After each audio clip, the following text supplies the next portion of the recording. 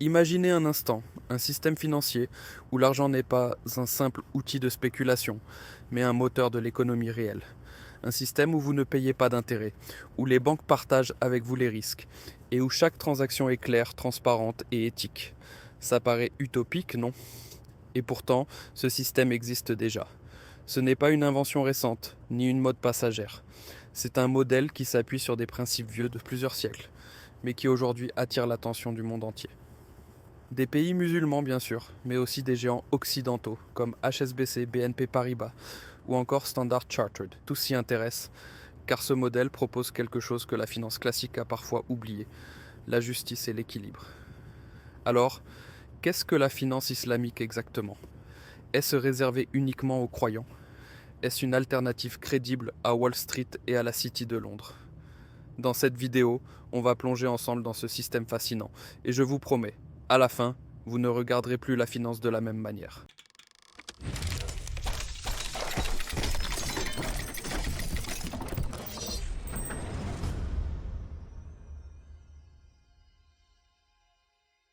Alors, commençons par la base. Qu'est-ce que la finance islamique?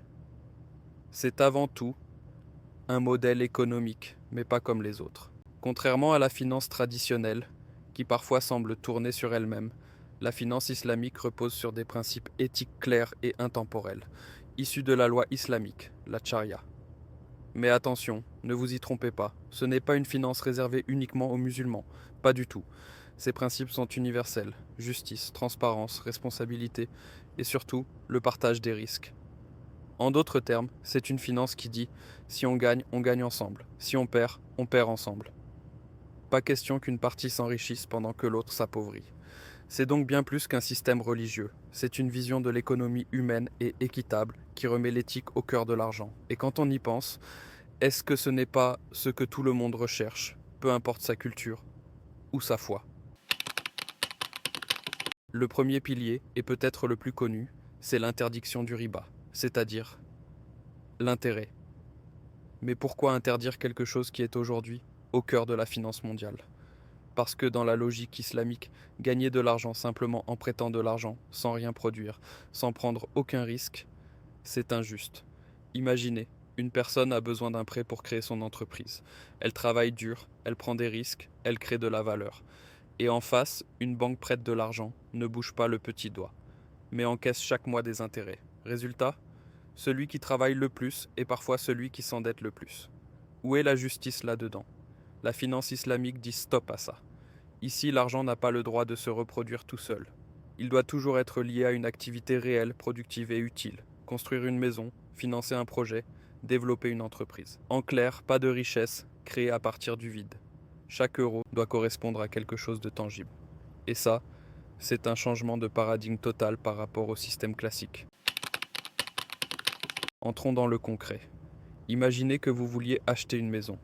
Dans la finance classique, vous empruntez et payez des intérêts pendant des années, souvent sans fin.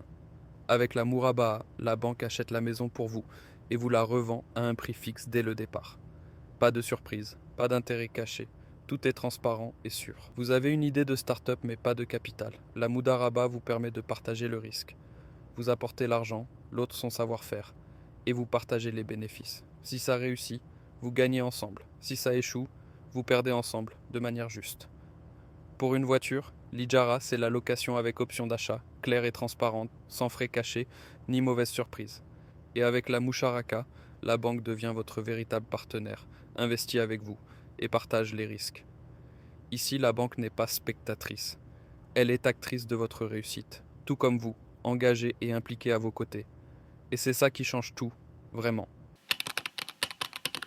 Mais vous savez, la finance islamique, ce n'est pas seulement des produits bancaires ou des contrats techniques.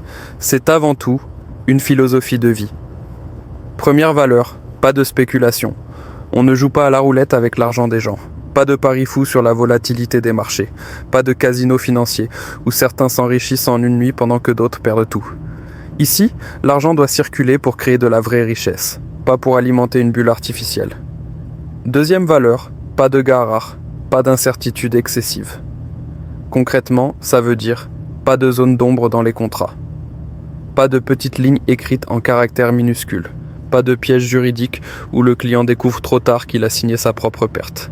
Chaque transaction doit être claire, transparente, comprise par toutes les parties, parce qu'un contrat juste, c'est la base de la confiance. Troisième valeur, l'économie réelle avant tout. Ici, chaque transaction est adossée à quelque chose de tangible. Une maison, une entreprise, une marchandise, un terrain.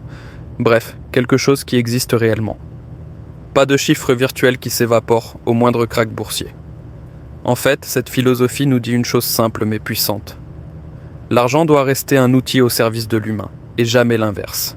Et ça, peu importe votre religion, votre culture ou votre pays. Dites-moi, qui n'a pas envie d'un système basé sur la clarté, la justice et la vraie valeur? Alors, quel est l'objectif de tout ça? Tout simplement, créer un système plus stable, plus juste et plus humain. Parce que soyons honnêtes, la finance classique, ces dernières décennies, a souvent montré ses limites. On l'a vu en 2008, lors de la grande crise financière. Des produits complexes, totalement déconnectés de l'économie réelle, se sont effondrés comme un château de cartes. Et qui a payé la facture? Pas les grandes banques, ce sont les familles, les salariés, les petits investisseurs. La finance islamique, elle, cherche à éviter ces excès. Comment? En remettant l'économie réelle au centre. Chaque transaction doit correspondre à une activité concrète. Construire, produire, développer. Ici, on ne gagne pas de l'argent sur du vide, mais uniquement sur la création de valeur réelle. Et ça change tout, parce qu'un système basé sur du tangible, c'est un système plus solide. Et un système plus juste, c'est aussi un système plus durable. Et ce qui est fascinant, c'est que la finance islamique n'est plus une niche réservée aux pays musulmans. Aujourd'hui, le monde entier s'y intéresse. Le Royaume-Uni, par exemple, Londres a émis des soukouk, ses obligations conformes aux principes islamiques. Une grande capitale occidentale qui adopte des instruments venus d'un autre système. C'est une preuve que ce modèle parle à tous. En Allemagne, plusieurs banques islamiques se développent. Au Luxembourg et même en France, des fonds d'investissement appliquent déjà ces principes. Pas d'intérêts abusifs, pas de spéculation, toujours de la transparence. Pourquoi cette tendance? Parce que les investisseurs, qu'ils soient musulmans ou non, recherchent aujourd'hui deux choses essentielles: la stabilité et l'éthique. Deux qualités qui souvent manquent un peu cruellement à la finance traditionnelle. Et le plus étonnant, c'est que même de grands groupes occidentaux, comme HSBC ou BNP Paribas, créent désormais leur propre département spécialisé en finance islamique. Parce qu'ils savent que ce n'est pas seulement une question de religion, mais une opportunité pour bâtir un futur plus fiable et plus responsable. En résumé, la finance islamique, c'est une finance sans intérêt, sans spéculation excessive et toujours liée à l'économie réelle, au service de l'humain avant tout.